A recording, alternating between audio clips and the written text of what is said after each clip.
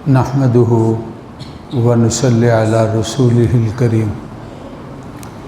अल्हम्दुलिल्लाह आज तकरीबन 15 पारे जो हैं वो मुकम्मल हुए।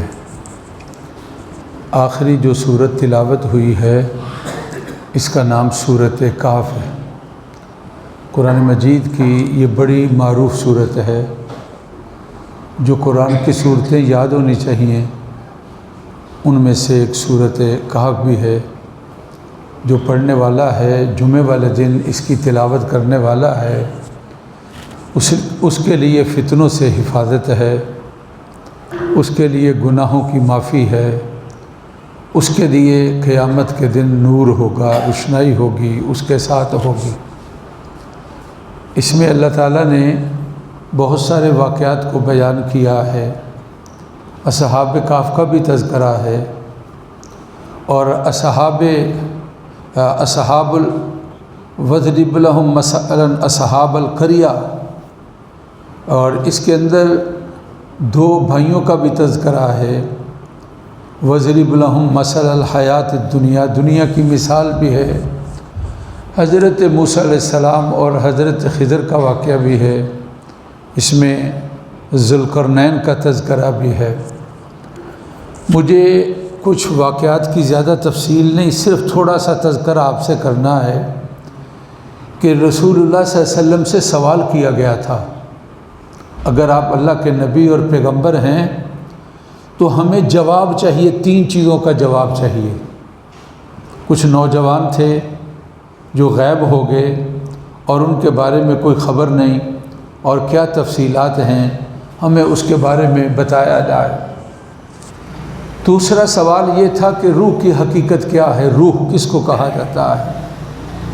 और तीसरा सवाल ये था कि ज़ुल्क़रनैन एक बादशाह बड़ा गुज़रा है, उसकी बादशाही के कुछ अहवाल जो हैं हमारे सामने बयान किए जाएँ। चुनाचे रसूलुल्लाह सल्लल्लाहु अलैहि वसल्लम ने फरमाया कल मैं इसका जवाब दे दूँगा। ख़याल ये था कि जिब्राईल तशरीफ़ लाएंगे और उनसे पूछ लिया जाएगा और जवाब दे दूँगा। आप इंशाअल्लाह कहना भूल गए। 15 दिन तक वही का सिलसिला बंद रहा। क्या खुशी की इंतहा होगी काफिरों की कि हमारे सवाल का जवाब नहीं मिला है। तो फिर 15 दिन के बाद वही आई और ये सूरत मुबारक नाजिल हुई। इसके अंदर जो चौथा रुकू है उसकी इब्तिदा है तो हुक्म अल्लाह ताला का आया, वला तक़ूलन्न लिशैइन इन्नी फ़ाइलुन ज़ालिका गदा इल्ला अन यशा अल्लाह। आप किसी काम के बारे में ये ना कहें मैं कल करूँगा, साथ आप ये कहें इंशाअल्लाह अगर अल्लाह ने चाहा तो मैं इस तरह काम करूँगा। चुनाचे ये आप सल्लल्लाहु अलैहि वसल्लम को बताया गया। और फिर असहाब कहफ का तज़किरा, नहनु नकुस्सु अलैका नबअहुम बिलहक़ इन्नहुम फ़ित्यतुन आमनु बिरब्बिहिम वज़िदनाहुम हुदा। 2 रुकुओं के अंदर मुसलसल सूरत काफ का दूसरा और तीसरा इसके अंदर अल्लाह रब्बुल इज़्ज़त की ज़ात ने तज़किरा किया है। फिर इस सूरत के 11वें रुकू के अंदर वयसअलूनका अन ज़िलक़रनैन, हज़रत ज़ुल्क़रनैन का तज़किरा और उनका सफ़रनामा कुरान मजीद ने बयान किया। हत्ता इज़ा बलग मग़रिब अश-शम्स, जहाँ सूरज गुरूब होता है वहाँ पहुँचे। हत्ता इज़ा बलग मतलअ अश-शम्स, जहाँ से सूरज तुलू होता है वहाँ तक पहुँचे। हत्ता इज़ा बलग बैन अस्सद्दैन, 2 दरों के दरमियान जहाँ याजूज माजूज थे और वहाँ पर पहुँचे। ये 3 इनके सफ़र हैं जिनको कुरान मजीद ने इनका सफ़रनामा हज़रत ज़ुल्क़रनैन का क़दर तफसील से बयान किया है। और रूह के बारे में जवाब इतना आया कि वयसअलूनका अनिर रूह कुलिर रूह मिन अम्रि रब्बी वमा ऊतीतुम मिनल इल्मि इल्ला कलीला। कह दो कि रूह अमर रब्बी है, आपके रब का हुक्म है, जो तुम्हें इल्म दिया गया है वो थोड़ा है और इसकी ज़्यादा तफसील जो है वो बयान नहीं की है। ये असहाब कहफ का जो वाक़या है ये कुरान मजीद ने इसको बयान नहीं किया कि ये कब का वाक़या है। कुरान मजीद ने ये बयान नहीं किया ये किस जगह का वाक़या है। रसूलुल्लाह सल्लल्लाहु अलैहि वसल्लम की तशरीफ़ आवरी से पहले वाक़या है। चंद नौजवान थे जो शहज़ादे थे, वुज़रा और बादशाह के ख़ानदान के लोग थे। مشرک بادشاہ اور اس کے حواری تھے، انہوں نے الگ ہو گئے اور اپنے آپ کو ان کی بت پرستی سے، شرک سے اپنے کو الگ کر لیا، اور خیال ہوا کہ یہ شرک پرستی میں لگے ہیں اور ہم یہاں سے نکل جائیں اور کسی اور علاقے میں چلے جائیں۔ ظاہر تھا کہ پہنچنا مشکل ہے، راستے میں کچھ تھوڑی دیر کے لیے قیام کر لیں۔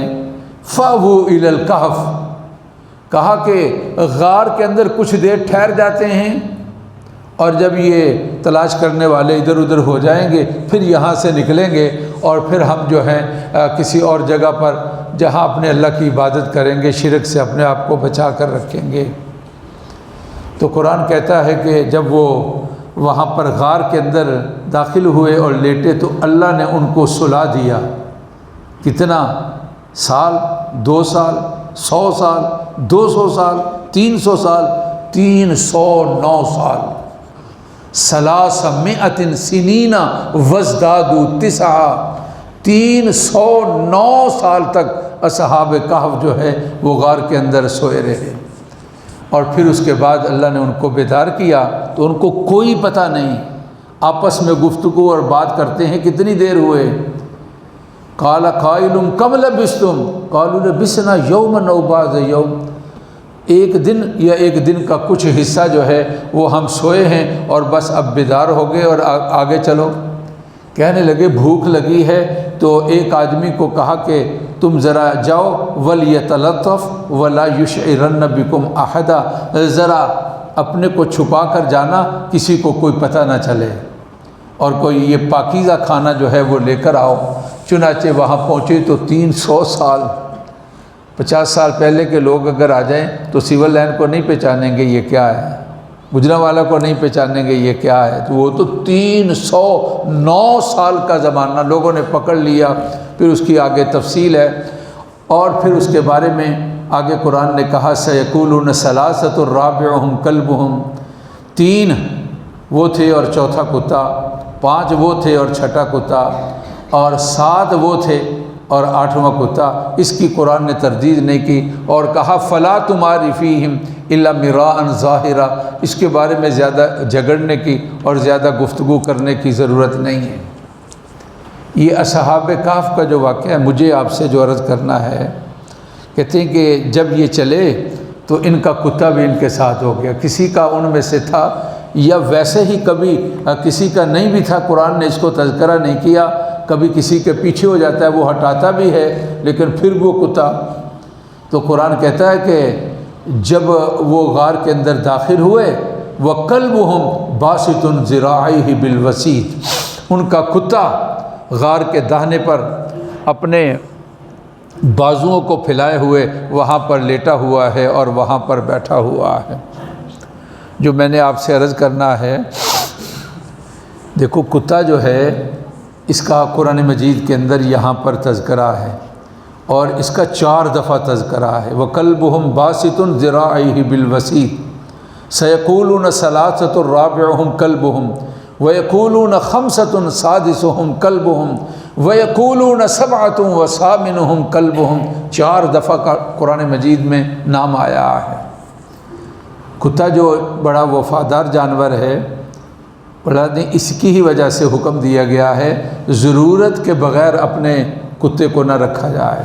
ضرورت کیا ہے کہ کوئی شکاری ہے، کتے سے شکار کرتا ہے، کسی چوکیدارے کی ضرورت ہے، کھیت کی، فیکٹری کی یا گھر کی، کتے کو رکھا ہوا ہے۔ باقی شوقیہ رکھنا، جو آدمی اس کو رکھے گا 2 قراص نیکیوں کا روزانہ اس کے نامہ اعمال سے کم کر دیا جائے گا، پاک پیغمبر صلی اللہ علیہ وسلم نے فرمایا ہے۔ اب دیکھو اصحاب کہف اللہ والے تھے، قرآن نے جہاں ان کا تذکرہ کیا ہے تو ان کے ساتھ رہنے والا جو کتا تھا قرآن نے ان کا بھی تذکرہ کیا ہے۔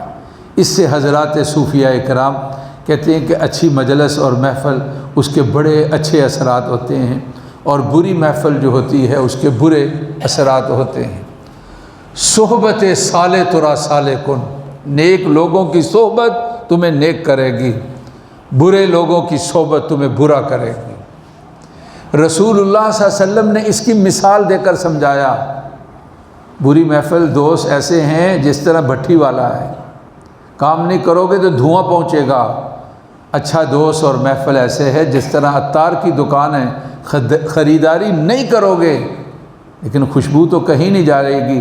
رسول اللہ صلی اللہ علیہ وسلم نے ارشاد فرمایا، اللہ کے نبی اور پیغمبر، ان کا بیٹا بھی نبی اور پیغمبر ہوتا ہے، کہتے ہیں کہ پسر نو با بدا نشست نبوتش گم شد۔ حضرت نوح علیہ السلام کا بیٹا بروں کے ساتھ بیٹھا، نبوت سے اس کا نبوت کے رجسٹر سے نام کاٹ دیا گیا۔ سگے اصحاب کہف پائے نیکاں گرفت نامش بلند شد۔ اصحاب کہف کا کتا نیکوں کے قریب ہوا، اس کا نام بلند ہو گیا۔ قرآن کے اندر جہاں ان کا تذکرہ ہے اور نام لے کر اس کا تذکرہ آ رہا ہے۔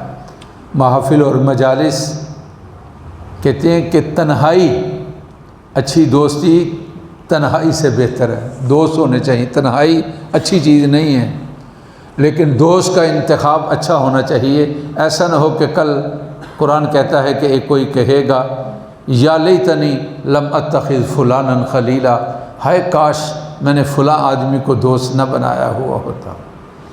کہتے ہیں ایران کے اندر مٹی اس کو صابن کے طور پر استعمال کرتے ہیں۔ گلستہ ایک کتاب ہے فارسی کی، شیخ سعدی کی، اور یہ ہمارے بی اے کے نصاب کے اندر ہے۔ بچے پہلے پڑھا کرتے تھے ہم سے بھی، اور یہ بی اے کی فارسی ہم ان کو پڑھاتے تھے۔ ہمارا کوئی بچہ فیل نہیں ہوتا تھا، کالج کا جو ہم سے پڑھتا تھا کوئی آدمی فیل نہیں ہوا آج تک۔ عربی اسلامیات، لازمی اسلامیات بی اے کی، اور اس میں یہ فارسی بھی یہ اختیاری ہے، 200 نمبر کا غالباً یا کتنے نمبر کا، یہ اسلامیات کے ساتھ یہ اختیاری ہے۔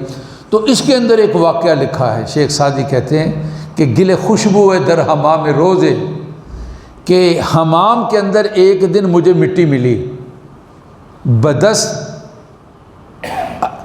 گلے خوشبو ہے حمام روزے، بدس از دوست، میرے دوست کے ہاتھ سے مجھے مٹی ملی، اور بڑی خوشبودار سی۔ میں نے اس سے کہا بدو گفتم کہ مشکی یا عبیری کہ از بوئے دلا آویز تو مستم، مشک ہے عنبر ہے کیا ہے، تیری خوشبو نے میرے دل کو مست کر دیا ہے۔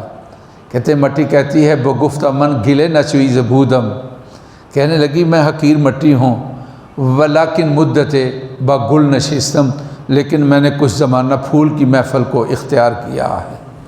جمال ہم نشی در من اثر کر، میرے ساتھی کا جمال اثر کر گیا، وگرنہ من ہما خاکم کے ہستم، وگرنہ میں وہی مٹی ہوں جو مٹی ہوا کرتی ہے۔ اسی لیے اچھے محفل، اپنے بچوں کے بارے میں اچھے دوستوں کا، اچھی محفل کا انتخاب کرنا چاہیے، اور اس کے بڑے اچھے اثرات ہیں۔ اللہ تعالی ہماری محفل کو قبول فرمائے۔ اللہم صلی علی سیدنا و مولانا محمد وعلی آل سیدنا و مولانا محمد وبارک وسلم۔ اللہ ہمارے گناہوں کو معاف فرما، ہماری محفل کو قبول فرما، مریضوں کو اللہ صحت کاملہ دے دے، پریشانیوں کو دور کر دے، مظلوموں کی اے اللہ فلسطین کے بیچارے لوگوں کی مدد فرما، ظالموں کو پکڑ لے اللہ، ان کے اصلوں کو نکارہ کر دے اللہ، ان کی ناکامی کے جھنڈے گاڑ دے۔ سارے روزے قرآن اے اللہ نصیب فرمانا، دعائیں اے اللہ قبول فرما لیجیے۔ اور ربنا ہمارے والدین کی اور بہن بھائیوں عزیز و اقربا کی، تمام فوت ہونے والے مسلمان مردوں کی عورتوں کی اللہ مغفرت فرما۔ وصلی اللہ تعالی علی سیدنا و مولانا محمد و آلہ و اصحابہ اجمعین برحمتک یا رب۔